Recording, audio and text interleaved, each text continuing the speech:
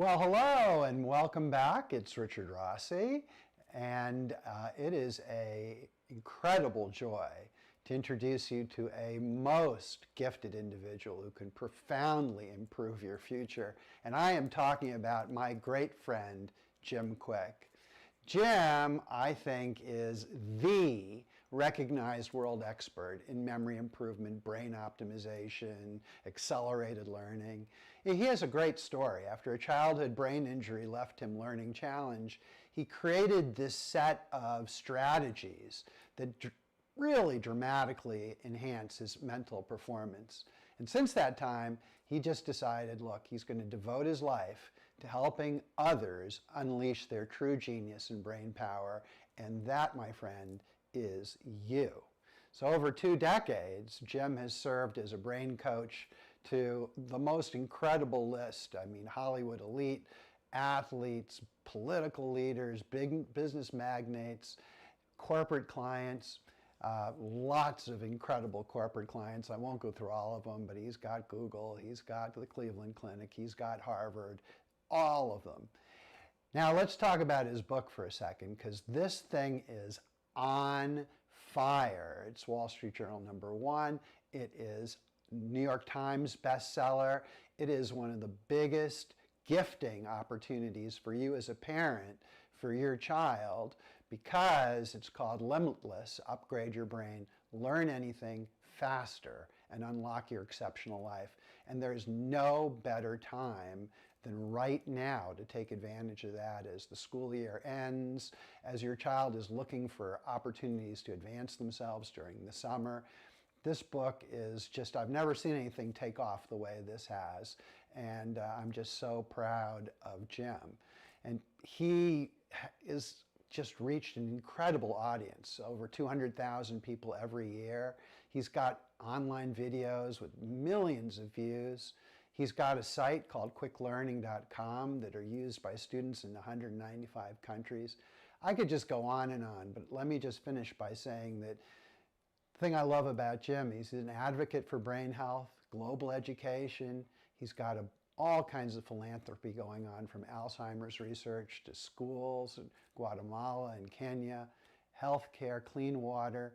This is one awesome dude, and his mission is so simple. No brain left behind. And it's an honor and a joy to have him with us today to inspire you. Jim, are you with us? I'm here, Richard. Welcome, sir, and the stage is yours. Wonderful. Well, first of all, thank you, Richard, for this incredible Congress that you run annually. Literally, this is my favorite. It's the most my favorite gathering, if you will, and I'm very excited of what you're bringing in 2020. So congratulations on that. You know, very rarely do we have access to these incredible minds, Nobel laureates, scientists, people who are just leading edge in terms of what does the future of learning and work, what does that look like? So I'm very honored to be here and to give you, to teach everybody, all the students and all the parents, some strategies to be able to access that part of our potential, which is really limitless. When I talk about becoming limitless, I believe the limitless resource we have on planet Earth is human potential. And there is no limit to your creativity. There's no limit to your imagination. There's no limit to human determination. And my background, when I speak at events, I do these demonstrations. Well, I'll have 100 people stand up and I'll memorize all their names forwards and backwards, or students will give me 100 words to memorize, or 100 numbers, and I'll recite them forwards, again, backwards. I always tell people I don't do this to impress you. I do this to express to you what's really possible, because the truth is you could do this too. Every single person, regardless of your age or stage of life, you have this incredible superpower that you're born with. And then you're born with this right between your ears, and it's the power of your own brain. And so for the past 28 years, I have taught individuals what I believe them to be the most important skill to master in the 21st century, which is learning how to learn faster. Learning how to focus, learning how to read 2 or 3 times faster, learning how to remember things, facts, figures, foreign languages, if you will, formulas, and also remembering things like what you need to read, all the things that you need to be able to remember. And so I'm very excited about this very special session.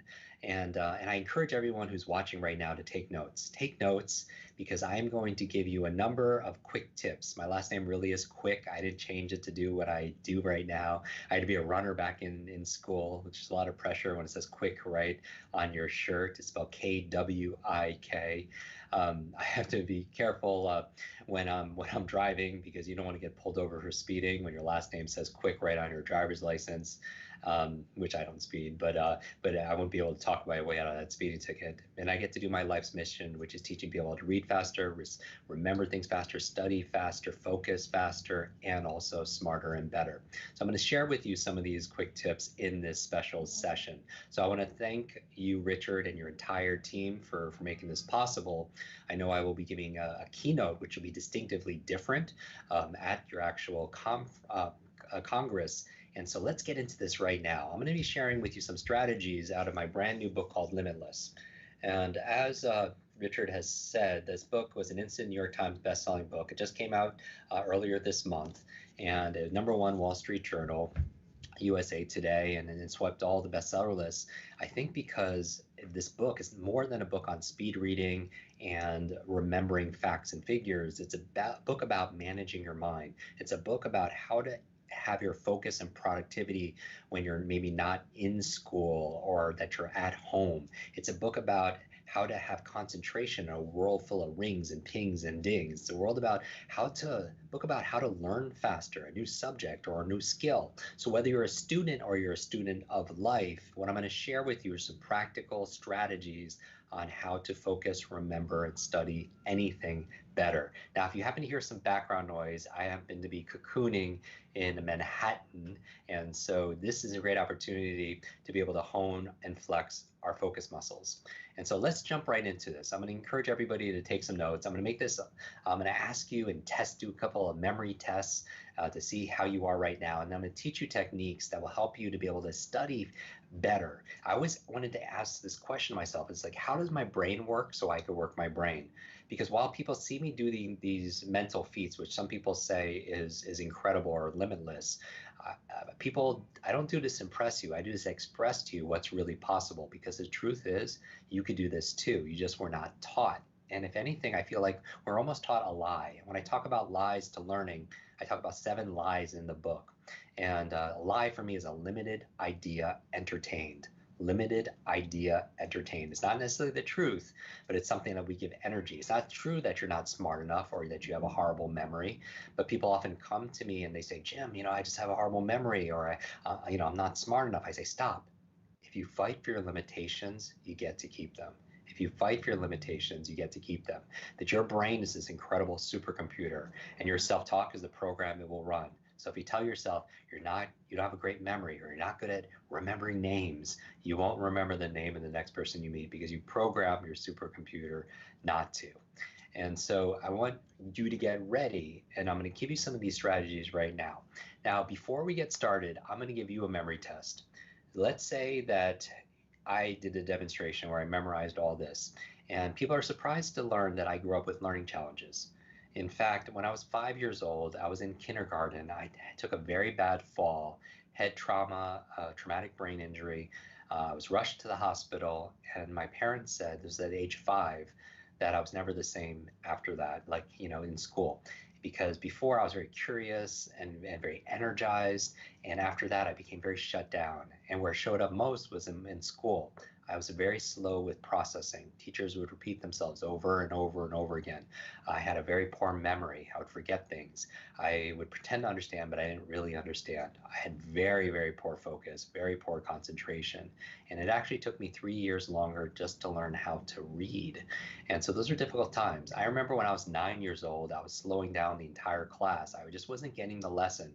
And the teacher pointed to me in front of the whole class and said, "That's the boy with the broken brain. That's the boy with the broken brain." And I know I don't think she said it from a malicious standpoint. I was being teased by the other students in the class for slowing the class down. And I think she was coming to my defense.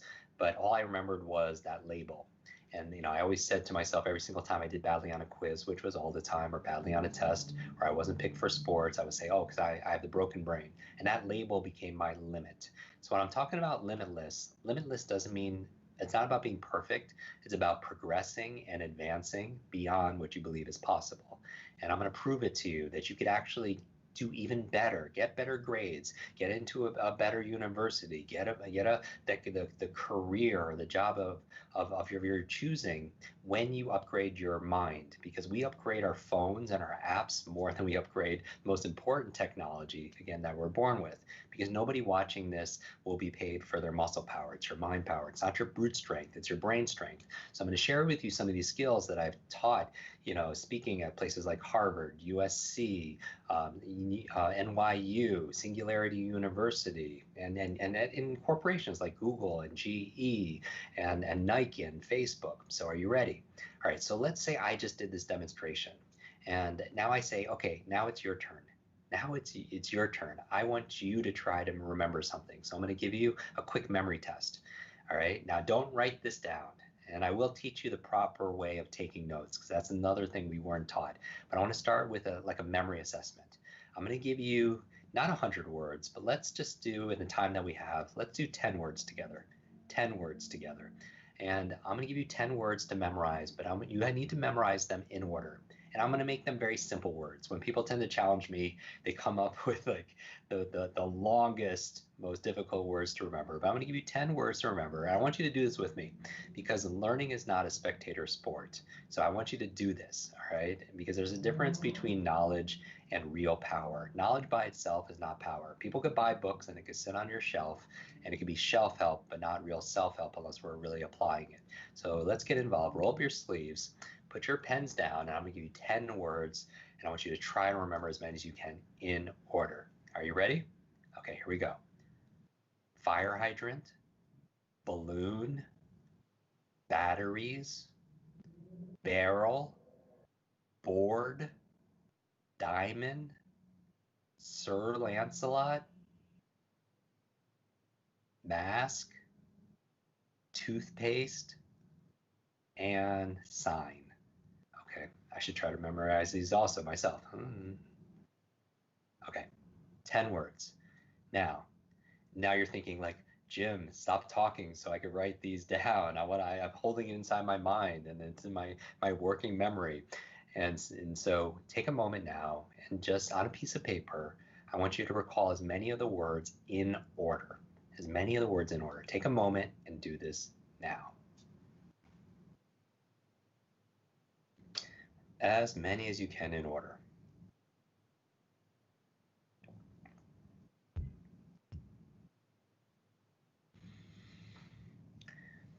All right. All right, finish up. Now, how many did you get? How many were you able to remember in order? Let me give you the words again. Fire hydrant, balloon, batteries, barrel, board, like a surfboard, diamond, Sir Lancelot, good, mask, toothpaste, and sign. How many did you get in order? It only counts if you got them in order. Now, in a moment, I'm going to ask you, and you're going to teach me what it takes to have an incredible memory. And we'll go through that in a moment, okay? But are you ready? I'm going to teach you right now 4 keys for learning any subject or skill faster. 4 keys to learning any subject or skill faster. And I want you to remember the word FAST, F-A-S-T. Because we have a finite amount of time, I want to give you some acronyms. I tend to alliterate, use mnemonics to help you to just store the information a little bit better. And so the F, think about a subject or a skill you want to learn faster, okay? And again, this applies for students, for parents, anyone in between. Here we go. The F stands for forget. And it also could stand for focus. And what I mean by that is what often keeps somebody from remembering or learning something faster is this idea that they already know this subject. And what I'm going to ask you to do is temporarily forget what you know about a subject so you can learn something brand new. Because the half-life of information right now is getting shorter and shorter and shorter. And there's so much information. And really, I wrote this book to overcome 4 digital supervillains. So take out your notebook.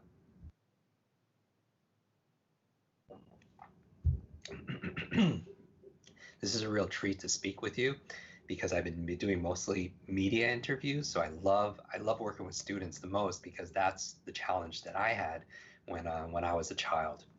So as you're writing down your notebook, the F stands for forget. And what I want you to do is forget temporarily what you know about a subject. So you kind of like you're emptying your cup so you can fill it with brand new information.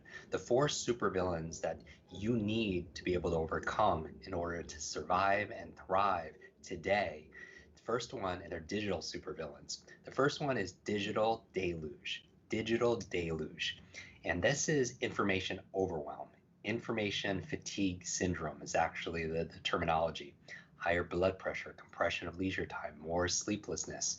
Do you feel like to keep up in school or in work, it's like taking a sip of water out of a fire hose? There's so much information.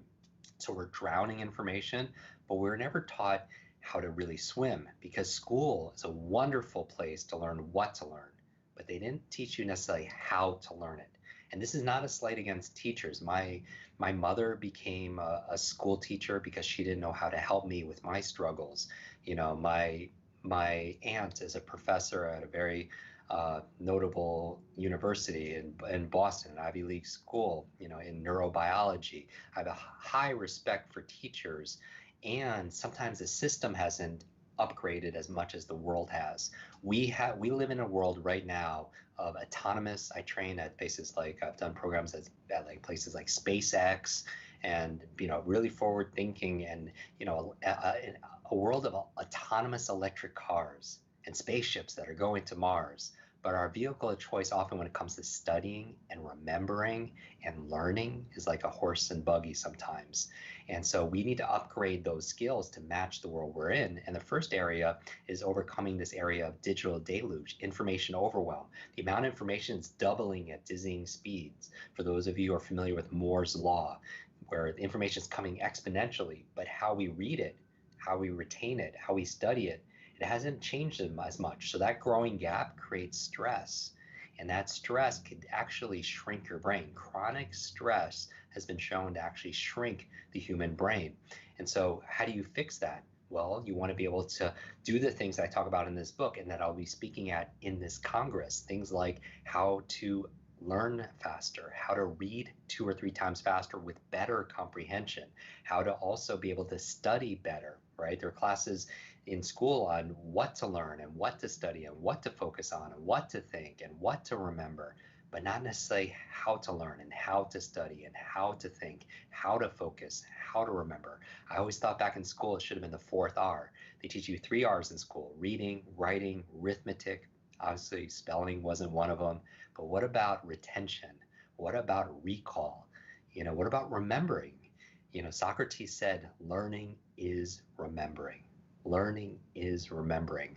And we'll get to the memory test in a moment. But going back to the 4 supervillains that you need to be prepared for, whether it's for school or it's in life, they're going to get stronger and stronger. So we're upgrading these skills. The second supervillain, besides digital deluge, that we need to be aware of is digital distraction. Digital distraction.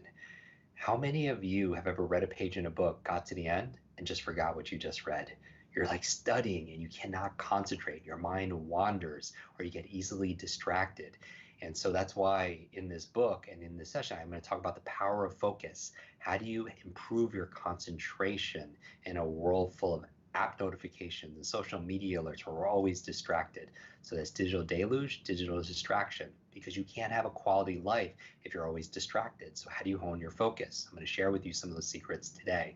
And then you have, besides digital deluge and digital distraction, a 4 supervillain that's holding you back, that if you want to catch up, keep up, and really get ahead, you need to overcome this thing called digital dementia. Digital dementia. Digital dementia is basically a new term in healthcare that says that we are outsourcing our memories to our smart devices. It keeps our to-dos, it keeps our calendars, it keeps all our phone numbers. And once upon a time, people would remember phone numbers and they would remember all their phone numbers. But now people don't know any phone number. Maybe they know their own phone number or maybe one other phone number. And not that you want to memorize 200 numbers, although I could teach you how to do that. but it should be concerning that we've lost the ability to remember just one number or a pin number or a conversation we had or something we were going to say or something that we just read or something that we just studied or something that we were going to do. I believe two of the most costly words in school and in life are I forgot. I forgot to do it. I forgot to bring it. I forgot what I was going to say. I forgot what they said. I forgot that person's name. It just goes on and on and on. And so digital dementia is basically saying that the high reliance on technology, and I love technology, it makes our lives so convenient. But if you just relied on technology like an elevator instead of taking the stairs, there's a physical toll, right? Or if you're going to take a Lyft or an Uber to go 5 blocks when you could have walked it, right? If you put your arm in a sling for 6 months, would it grow stronger? No. Would it even stay the same? No. It would what? It would atrophy. And that's what science is finding. Digital dementia is the high dependence on technology to remember things, and we're not building our memory muscles. Write this down. There is no such thing as a good or bad memory. There's a trained memory and an untrained memory. So what I do as a brain coach is show people how to build their focus muscles, how to build their memory muscles, how to build their ability to be a good critical thinker, how to study better. And so that's what we're going to talk about also. Finally, besides digital deluge and digital distraction, digital dementia, you have a fourth one called digital deduction. Digital deduction. And this is a term that I coined basically when I was looking at research saying that this generation is not having the same level of analytical ability to rationalize, ability to critically think, because technology, just as we're depending on it for our memory, is also doing the thinking for us. It's feeding us what to think all the time, and we're never able to sit and actually sit down and reflect and analyze and critically think, divergent thinking. And that's why I teach that in the book, because that's so important nowadays. In a world where jobs, and let's just talk real right now, where jobs are going to machines, where jobs are becoming automated, where they're going to artificial intelligence, where what makes us powerful, allows us to perform, and what's not going to be outsourced is our ability to think, our ability to focus, our ability to solve problems, grand problems, because that's really the faster you can learn, the faster you can earn, because knowledge is not only power, knowledge is profit, right? And you wouldn't be watching this if you didn't appreciate learning and education. So digital deduction. And so that's why in the book we talk about critical thinking, and we talk about some of that in this session, and certainly go deeper in the Congress. Now, knowing that these four supervillains exist, what we're going to do is we're going to upgrade our skills in those areas so that way we can not only survive, but really thrive. Okay, so the F in FAST stands for forget. To learn faster, have that beginner's mind, because the information is getting outdated, so be receptive to new information. The second thing I would ask you to forget, even while we're doing this right now, is forget about what's going on elsewhere. Here's the science of multitasking. If you feel like you're multitasking, you're really not. It's a myth. What you really are doing when you're going from one thing to another is more appropriately called task switching. Task switching. And when you go from one thing to another and then back again, what it takes, it can take anywhere from 5 to upwards of 20 minutes to regain your focus and your flow. So the thing you think you're saving is actually what it's costing you, which is time. Studies done also with doctors found that doctors that actually multitask are actually making more mistakes. So it's costing you time, it's creating more errors. And also the third thing that multitasking is actually doing is it actually costs you energy, because when you switch from one task to another, it burns a lot of brain glucose, those reserves. And if you suffer from mental fatigue or brain fatigue, this may be one of the reasons. So I'm going to ask you to forget about what's going on outside of this conversation right now, or when you're studying with your professors and you're on Zoom or some other platform, to not do other things, to really hone your focus. And where does that come from? Focus is a muscle. The more you use it, the more it improves. But most people, what are they doing? They're distracting themselves. So they're flexing their distraction muscles. I'm going to show you how to get over that. So if something does come inside your mind, like something you have to do or something you have to, a phone call or something like that, write it down. Because don't try not to think of it. Because if I ask you to try to not think of a big pink giraffe, for whatever, you do not think of a big, gigantic, pink polka dot giraffe. What are you going to do? The more you try not to, the more you're going to do it. So don't fight it, because what you resist persists. Just write it down so you can just release it and know that it's there. So that's the F. You forget about what you know about a subject, you forget about distractions, just write it down, and also forget about your limits.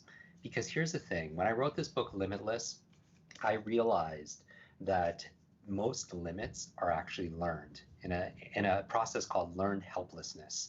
If you've ever seen an elephant at a circus and it's tied on this rope to a spike in the ground, you wonder why the elephant doesn't free itself. Because surely it could free itself from that. It's so powerful, right? It could pull down that whole circus tent if it wanted to, but it doesn't, because how it was trained. Because since that elephant's been born, it's been tied to a similar rope to a stake in the ground. And the first few days, it tried to free itself. It wanted its sovereignty. And it struggled and struggled because it wasn't physically strong enough. But it learned in its mind that it is limited. It learned that it was helpless. And then even when it grew big and strong, it could still be to that spike in the ground and tied, because in its mind, it can't.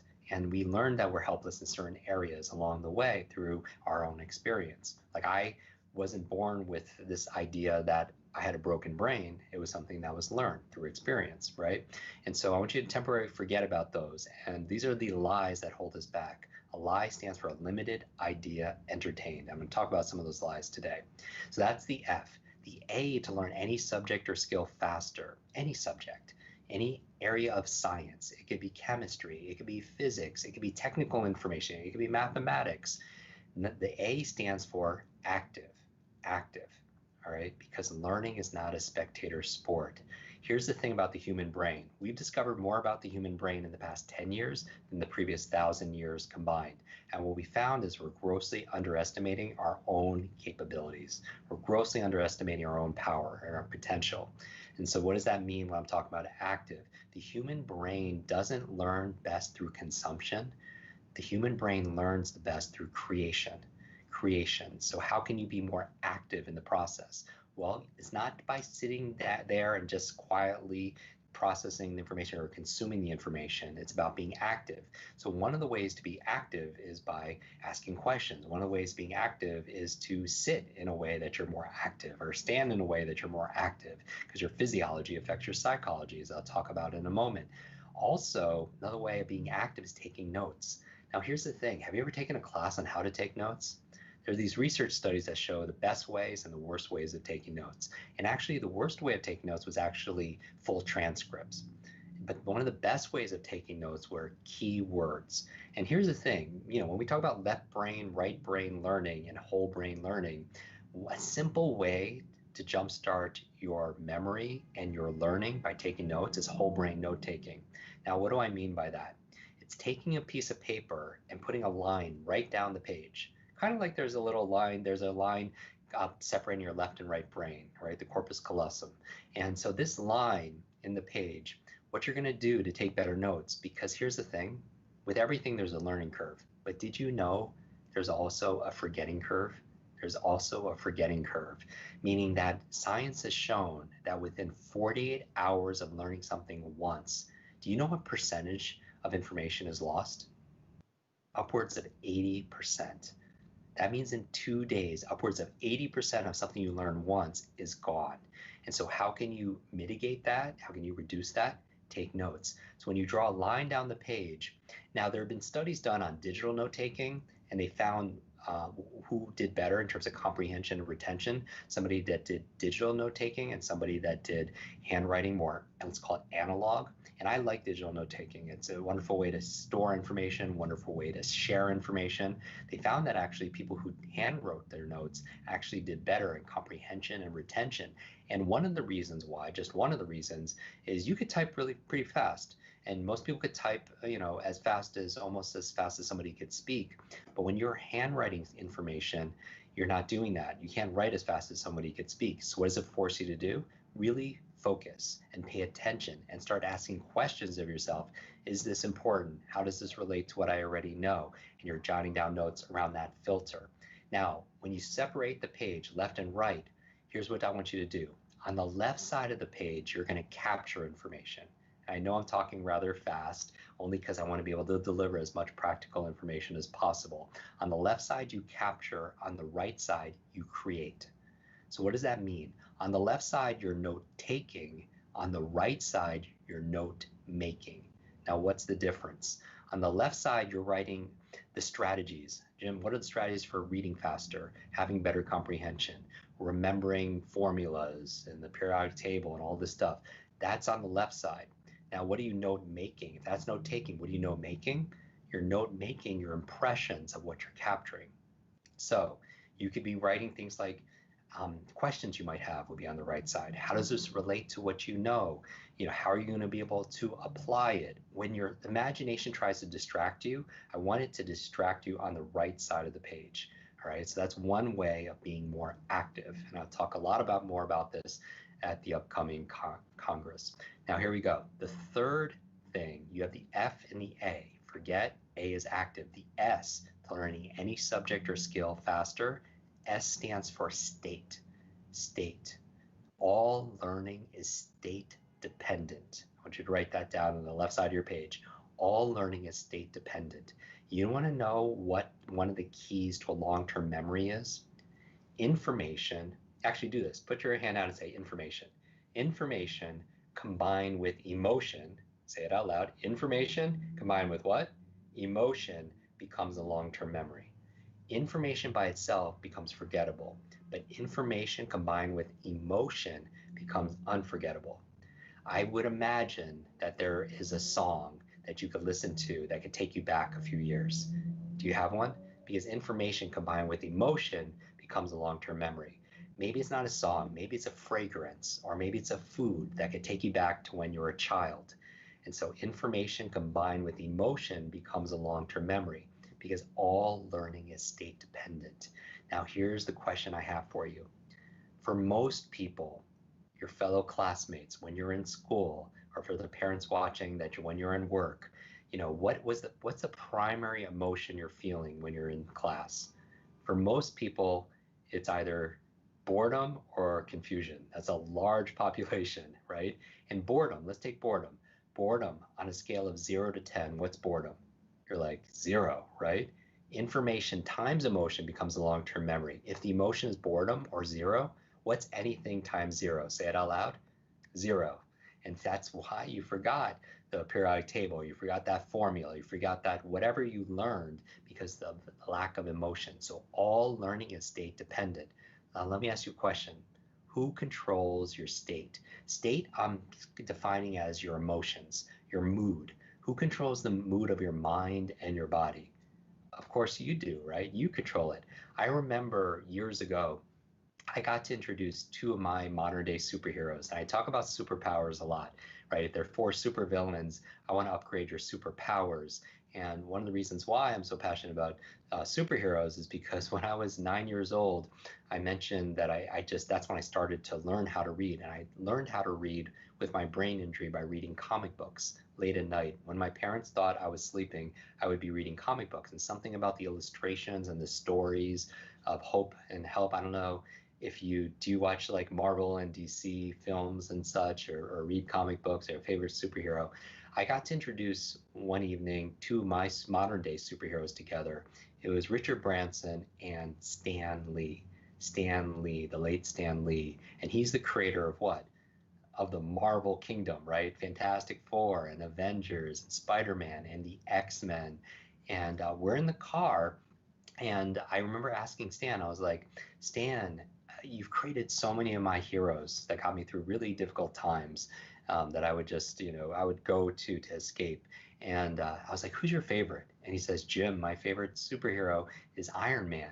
And he says, Jim, who's your favorite superhero? And I posted a picture on Instagram. He has a big Spider-Man tie. And I said, Spider-Man. And as soon as I told him Spider-Man, he says in his iconic voice, with great power comes great responsibility, right? You remember that?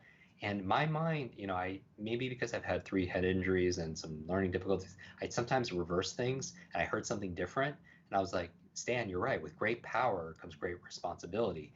And the opposite is also true. With great responsibility comes great power. With great responsibility you have great power, because when you take responsibility for something, you have great power to make things better. And so just remember that. And I think the most important thing to be responsible for is how you feel. All the studies done on happiness at all the Ivy League schools show that one of the through lines for happiness is that you feel like you have agency. You feel like you have a level of control, that the locus of control is coming within, that you identify more with a thermostat than a thermometer. Now, we learn through metaphors, so I use a lot of metaphors. We learn through parables, right? We learn through stories, which I'm going to show you in a moment, right? A thermometer, what's the function of a thermometer? The function of a thermometer is it what? It just reacts to the environment, right? It reacts to the environment. And that's all it does. It just reacts to the environment. And we, as human beings, sometimes react to the environment, right? We react to how people treat us. We react to what's going on in the economy. We react to other things, right? To weather. Now, but what's a thermostat do? What does a thermostat do? What's its function? It doesn't react to the environment. It gauges the environment intelligently, but it sets a temperature, right? Just like you could set a goal of achieving a certain grade or getting into a certain school. And then what does it do? It acts on the environment, and the environment responds. And so when I said that to Stan, I realized that we are in control of our focus. We are in control how we feel. Because here's a simple exercise. How can you improve or elevate your level of energy right now in terms of how you feel? Like right now, rate yourself from a scale of 0 to 10. How engaged are you right now? How energized are you right now? Maybe it's a 5, or maybe it's a 6, or maybe it's a 9, right? And then ask yourself, what do I need to do? Play this little thought experiment. This is Einstein would do this all the time. He would do these thought experiments, and I'll talk about one thought experiment that he did a little bit later. But imagine that you want to get it from a 5 to a 7, not to a 10, but let's say you want to get your energy or your attention or your emotion from a 5, you want to make a 7. What do? You either have to change your physiology or your psychology, right? Like sit right now the way you'd be sitting or standing if you were totally interested. Do this with me. This is the active part. Remember, A is active. Sit the way you'd be sitting if you're totally engaged and interested in what I was saying. Now, why do you even have to move, right? Put a big smile on your face. Because you change your physiology, it affects your psychology. And remember, all learning is state dependent. You could also change the questions that you're asking. You're going to learn in this session and at the Congress that questions really are the answer. You know, we help a lot of individuals really crush it on standardized tests. And one of the things is asking the right questions, because ask and you shall what? You shall receive. When you ask a question, it stimulates that part of your brain. It's called the reticular activating system, because really your brain is a deletion device. When I was talking about information overload and overwhelm, at any given time, you could be paying attention to a billion stimuli that exists. And you can't focus on all of that consciously, right? And so what does your brain let in? It lets in the things that you care about, that you deem important. And how do you focus that? By asking the right questions, because questions stimulate the answer. Even when you read something, right? You go through your standardized tests, and then you read for pages of for comprehension, and then they ask you 10 questions at the end, and you're like, oh, I didn't know that's what they wanted us to know. And then what if you ask the questions first? You go read the questions first, and then you read, and then you're like, oh, there's an answer, there's an answer, there's an answer, there's an answer. Now, how does it affect your state? The questions you're asking yourself on a regular basis are going to stimulate answers. And I believe you have a dominant question. This is a big takeaway. You have a dominant question. They say, I talk about it in the research in my book, that the average person has anywhere from 50 to 70,000 thoughts a day. 50 to 70,000 thoughts a day.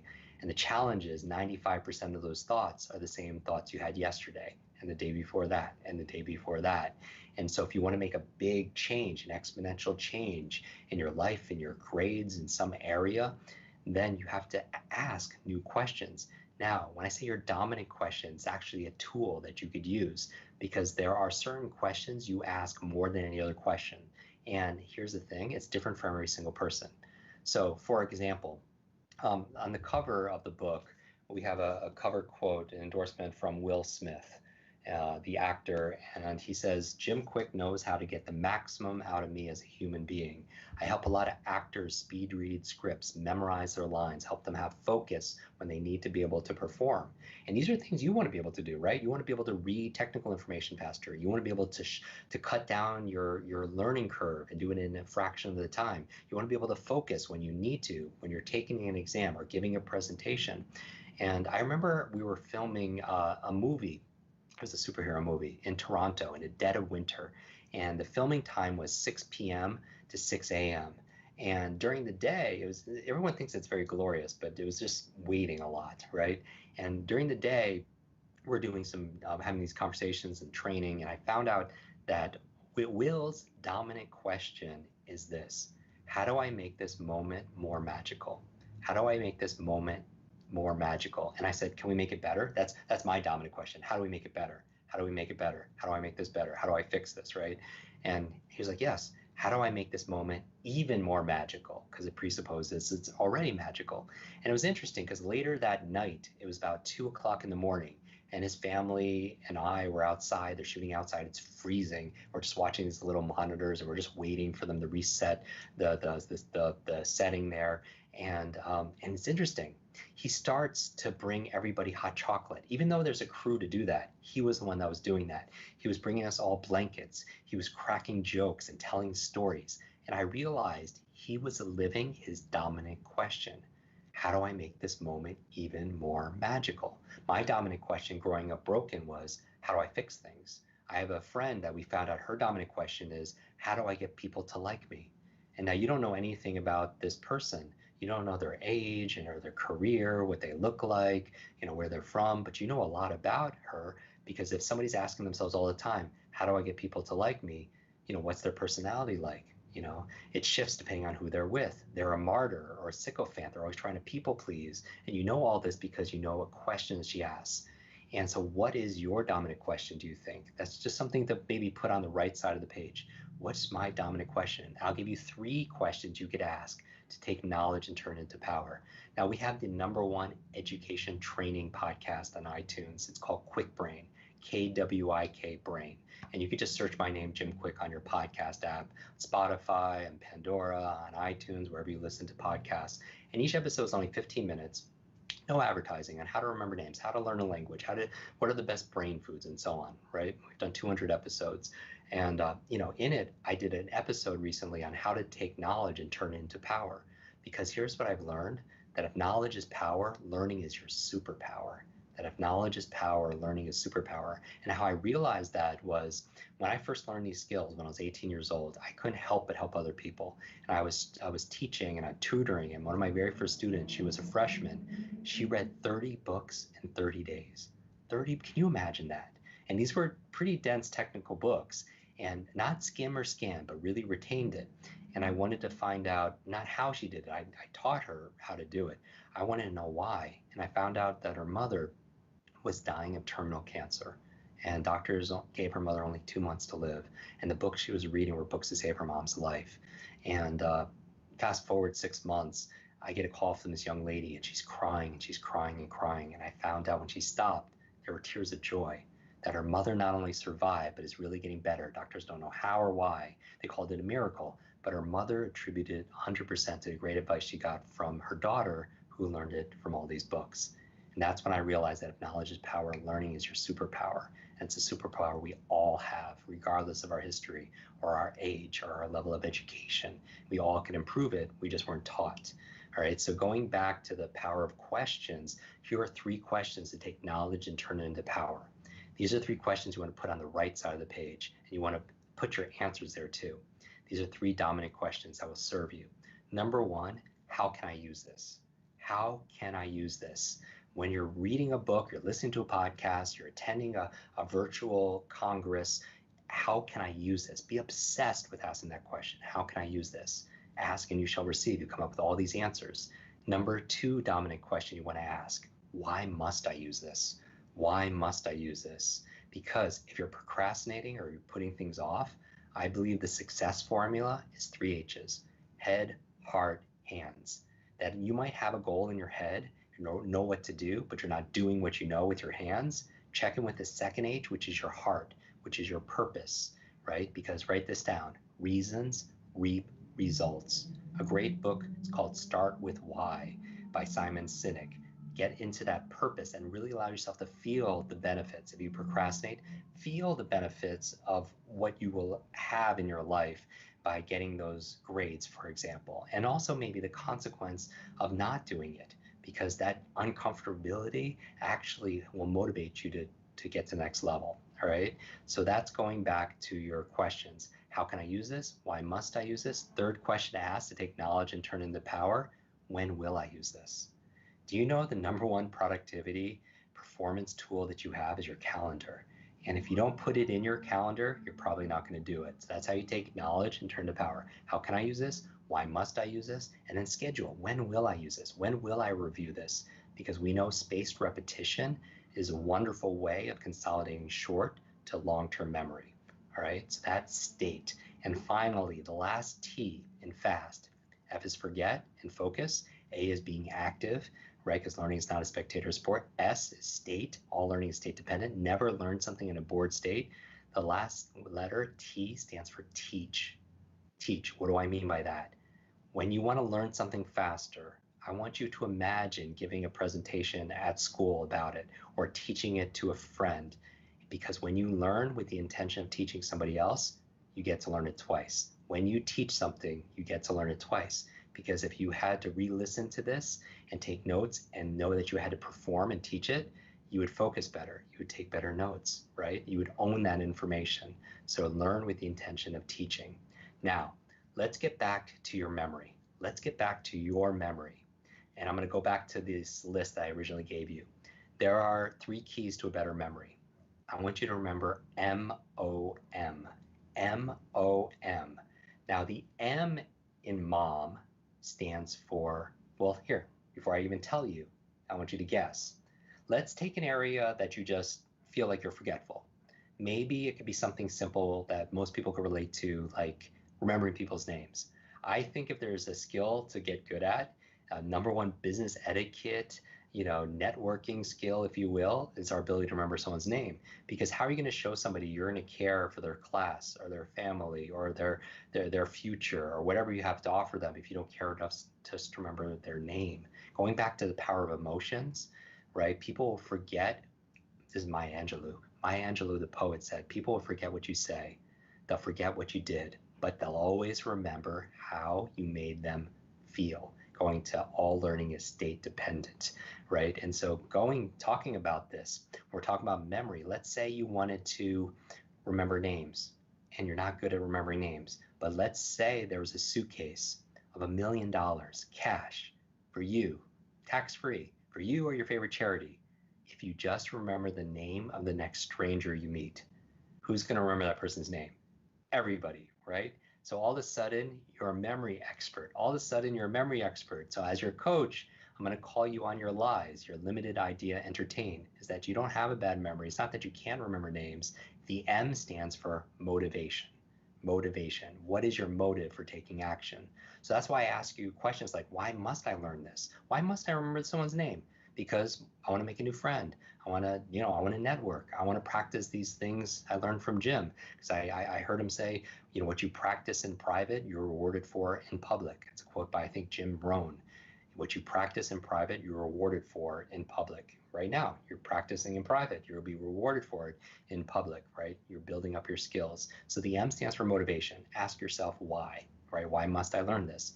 Now the O, I want everyone to do this. Students and parents, watch on video. Watch this. Shake out to your hand, either hand, just shake it out. Come on, let's do this. This is the active part. Shake out your hand, make a fist, put it to your chin. Now, where's your chin?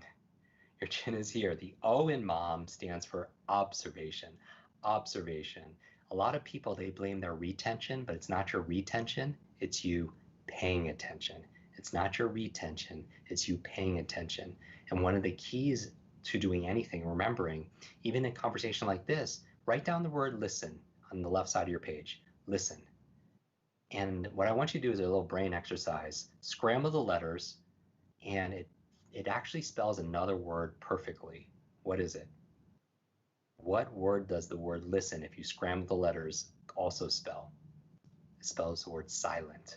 Silent. And a lot of people could remember things that they're being lectured to or that they hear or someone's name if they're just listen. And that's why we talk about active listening. And we'll go more about that in the Congress. Now, going back to this formula, you have the M is motivation, the O is observation, because it's not your retention, it's you paying attention. The art of memory is the art of attention. The final M stands for methods. Methods. These are the tools, the techniques, the skills, the process. Because here's the thing, you don't have a memory. You don't have memories. You don't have focus. You don't have motivation. You don't even have energy. That's you're hypnotizing yourself when you say, I don't have motivation, I don't have energy, I don't have focus, I don't have creativity to write today. Those aren't things you have, those are things you do. And so a big part of what I train is taking nouns and turning them into verbs. Because once it's a verb, it's a process. So you actually do a memory. There's this 3-step process for remembering things. And so that's the methodology, the process. Because when people see me memorize 100 people's names or 100 random words or 100 numbers, there's always a method behind what looks like magic. And I'll prove it to you. Let's go back to the original 10 list. Now, how many did you get the first time? Now, what I want you to do is I want you to think about the words you remembered. Let's focus on the ones you did well. Now, some of the words, I want you to just think about the words you remembered, because maybe you didn't get all 10, but you probably didn't forget all 10 either. Which ones did you tend to remember? Well, you probably remembered ones like fire hydrant. Why? Because it's the first.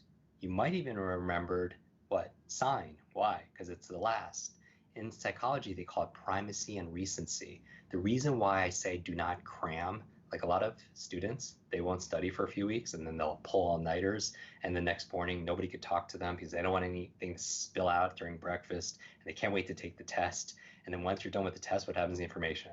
It's gone, right? The forgetting curve takes over. And here's the thing, when we're talking about learning new information, the reason why you take breaks every 25 to 30 minutes, it's called the Pomodoro technique. Pomodoro technique says after about 25 to 30 minutes, there's a dip in concentration. And here's the thing, if you tend to remember things in the beginning and things at the end, beginning is primacy, the end is recency. Let's say you don't take a break for 5 hours, you just cram, then you remember things in the beginning and end, and there's a big dip in the middle. Do you see that? Big dip in the middle. But if you take a break, let's say even every hour, you create more intervals, you create more beginnings and ends. So it goes like this, right? And so you have to create more primacies and recencies, and you pick up a lot more retention. So going back to this, your list that you remembered, what other words do you remember besides the first and the last? Primacy and recency. You're like, Sir Lancelot. Why? Because it stands out. It's different than everything else, right? And so that's interesting. You remember things that are distinctive and unique. Good. What other things did you remember? Well, it's like, Jim, I remember the 4 Bs, right? Batteries, barrel, board, right? You remember some of these being balloon, batteries, barrel, board. Why? Because the mind remembers things, your memory, that are organized. They call it chunking. And so when it's organized, some people say, well, I remembered something because I visualized it. Some people will say, oh, I remembered toothpaste because I brush my teeth every day, and it's familiar. And you tend to remember words that are more familiar, like someone's name. You might remember it better if you have a sibling name with a share that has a shared name, right? And so here's a strategy I'm going to share with you right now. I'm going to take some of these elements that you showed me helps you to remember things, and I'm going to turn into a technique, and I call it chain linking. Chain linking. So we're going to take these same 10 words, and what we're going to do is take the things that you know helped you remember the things at the beginning and apply it to everything. So you can remember all 10, forwards and backwards. Let's do this.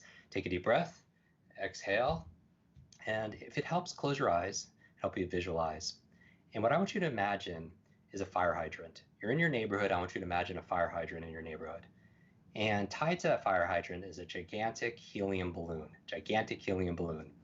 And it's so big, or maybe there are many balloons, and it's the color, your favorite color. What color is a balloon? Say it out loud. Great. And then it's so big, it tears the fire hydrant up in the sky, and water spews everywhere. And from out of nowhere, a barrage of batteries come and pop the balloon. Barrage of batteries, your favorite brand of batteries, right? Say it out loud what your brand is. Duracell, maybe. AA batteries, C batteries, D batteries, and they're coming from a gigantic barrel on the ground. There's some guy in the barrel throwing batteries, but you see the barrel. What's unique about the barrel, there's a surfboard on the side of it, board. And rolling down the board is a diamond, but not a 1 carat diamond or a 2 carat diamond. It's a 100 carat diamond, size of maybe a baseball, and it's rolling down the board, and it falls on Sir Lancelot's head. Sir Lancelot's head, and he's knocked unconscious. Right, this knight is unconscious, so you bring him an oxygen mask. But before you put on that oxygen mask, imagine that. Even if you can't imagine it, imagine you can imagine it. It's dirty, so you clean it with toothpaste. You clean the mask with toothpaste. And when the toothpaste is done, your favorite brand of toothpaste, you throw the toothpaste into a sign, and the sign says Congress on it. And it says congratulations. And it explodes into fireworks, right? Now, with your eyes closed, I want you to walk through the story again and actually take out a piece of paper and let's go through the story again. What was the first word? Let's do it together, actually. First word is what? Fire hydrant. After that, you have balloons. After balloons, batteries. After batteries, barrel. Good. After barrel, board. After board, diamond. After diamond, Sir Lancelot. And then you bring him a what? Oxygen mask. You clean it with what? Toothpaste. And you throw the toothpaste where? Into the sign. How many did you get this time?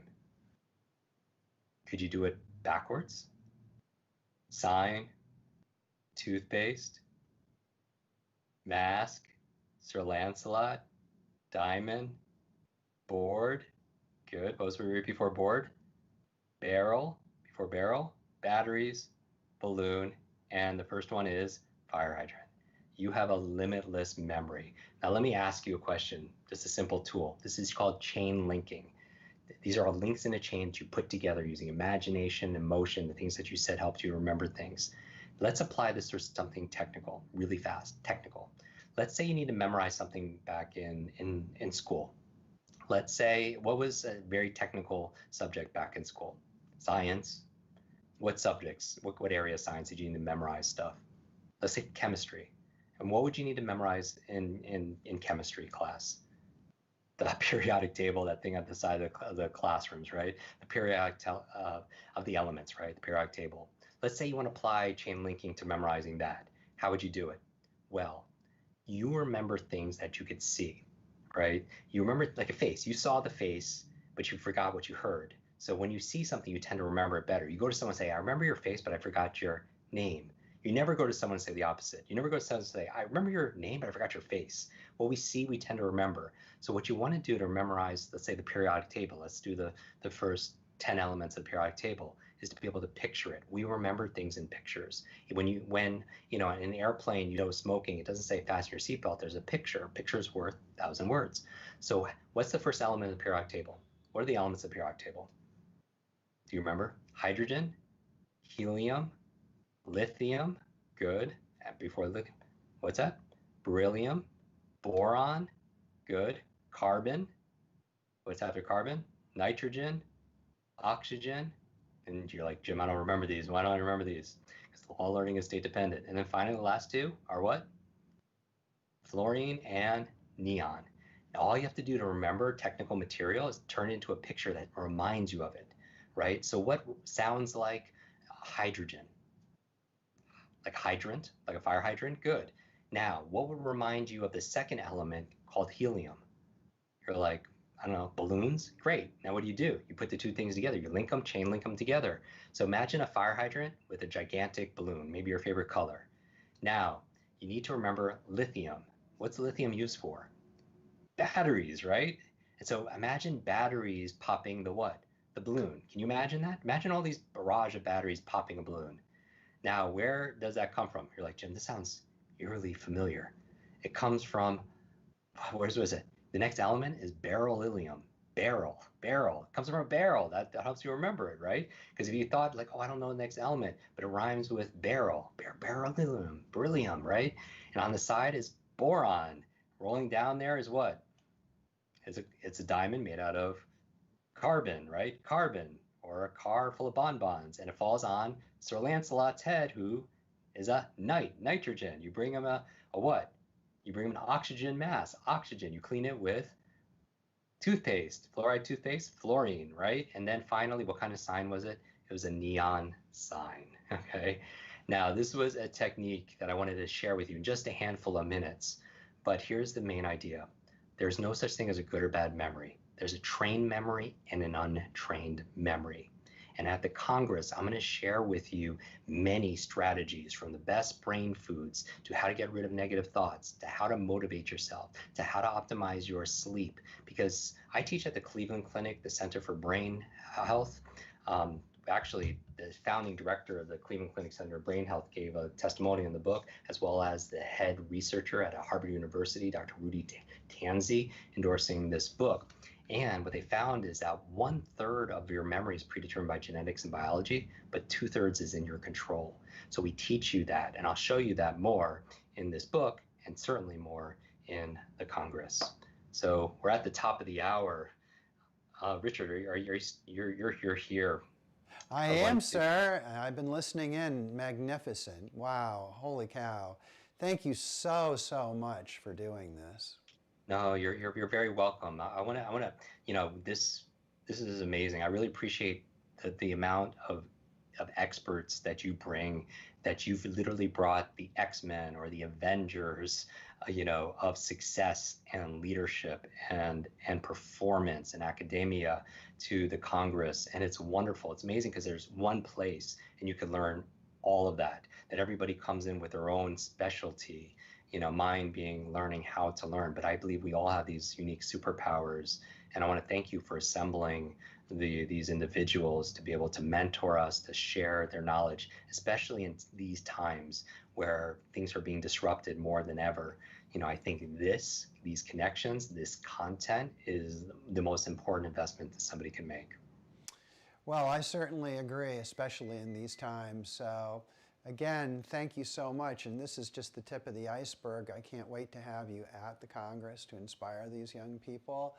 And again, thank you, and I appreciate it. Yeah, I would say to everybody who's asking about the book itself, you just go to limitlessbook.com, and we actually have these free bonuses chapters, Limitless for teams, Limitless for students as bonus chapters, and we're also doing a 4-week book club. It's absolutely free, and I'm donating 100% of the proceeds to build schools for children in need who don't have access to education, textbooks, teachers, healthcare, and clean water. And the remaining proceeds are going to Alzheimer's research in memory of my grandmother who passed of Alzheimer's. But people can find more at limitlessbook.com. And I would challenge everyone to actually do this. Besides moving forward with the Congress, taking a screenshot of this right now, or maybe a picture of your notes and posting it and tagging Richard's team and also me at Jim Quick, KWIK, and share your notes, or share one thing that you learned. Remember, when you teach something, you get to learn it twice. And I'll actually repost some of my favorites, and I'll actually gift a copy of this book to someone randomly, and then also gift one to someone with the best notes, because I would really want to reward you for being part of the solution and for taking action the way that you do. But you can follow me at Jim Quick, and then Richard, they can find out more information about the Congress and your social media. They have access to that also as well, right? Oh, absolutely. And we're sending out all kinds of emails and texts to make sure they do. Finally, I just want to congratulate you on this book. I know that it's on fire right now. New York Times bestseller, #1 Wall Street Journal, way up on the list in Amazon. It goes on and on. But what most people don't know is that you've been working for years and years on this book, that this is a labor of love. It's really the culmination of the things that you've studied and learned over so many years. And what we try and do at the Congress is to give young people an edge, an advantage, things they'll never learn in school. And so much of that is right there in that book. So I think as parents are thinking about what they can do for their young person during the summertime, or the young people watching are thinking, what can I do? This is going to give a big edge and advantage to young people that sadly they just will not get in school because this is not what's taught. So again, I just want to congratulate you on the big success of the book, and yes, No question. It's a small investment with a huge return. So again, thank you so much. It's been an honor having you here tonight. Wonderful. I look forward to seeing all of you in the Congress itself, and because I'm going to be there also learning as well. I think that the best teachers are the best students. So really the goal here is that difficult times, in the book I have a quote, I'll leave you with this, from a French philosopher saying, life is the C between B and D. Life is the C between B and D. B is birth, D is death, C is choice. And I believe difficult times, they could define you, or difficult times can diminish you, or these difficult times, they could develop you. We decide with these small little choices that we make. And so one step in another direction can completely change your destination. And I appreciate when I believe we're all on the same journey together to be able to realize and reveal our fullest potential. I know every parent who's watching wants to give their student the greatest advantage and edge in a highly competitive world. And I think a great place to start is learning how to learn and attending a Congress like this, where you've done the hard work for everybody, where you've brought these Nobel laureates and these amazing minds together to share the best of what they know so that you could not only survive, but really thrive in the 21st century, in this millennium of the mind. So I thank you everyone for participating, and I look forward to seeing you in Congress. All right, good night now, and thank you again so very, very much. And I will just close by saying that this is just a smattering of what actually is going to be your experience at the Congress. It's going to be huge. It's going to be totally different than anything that you experience at school. It's going to move fast. It's going to give you a true lifetime advantage. Why? Because that is what we exist for. We think that people who have worked as hard as you have, who have achieved as much as you have, who have as much potential as you have, not only deserve the best, but you also deserve to be honored and recognized and acknowledged, and to have as mentors the greatest minds in the world. And Jim is just one example of a specialist who can teach you things that are just not available in school. But during the Congress itself, we go way, way beyond that to show you a future so much bigger than the one that you see now, and give you a clear vision of how you can get there.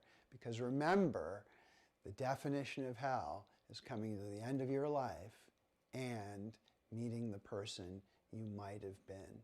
And that just cannot be you. It can't. Your potential is too great. The world needs you too much. You have got to be all you can be, frankly. And that's what we are there to deliver for you. So now is the time to say, I'm going to do it, and do it. So all you have to do is go to futuredocs.com/accept, and you need your invitation number, which we've sent you many times. It's in your inbox. We're going to send it to you again. And I want to see you there. You need to do this. If you're wondering, is this the right decision?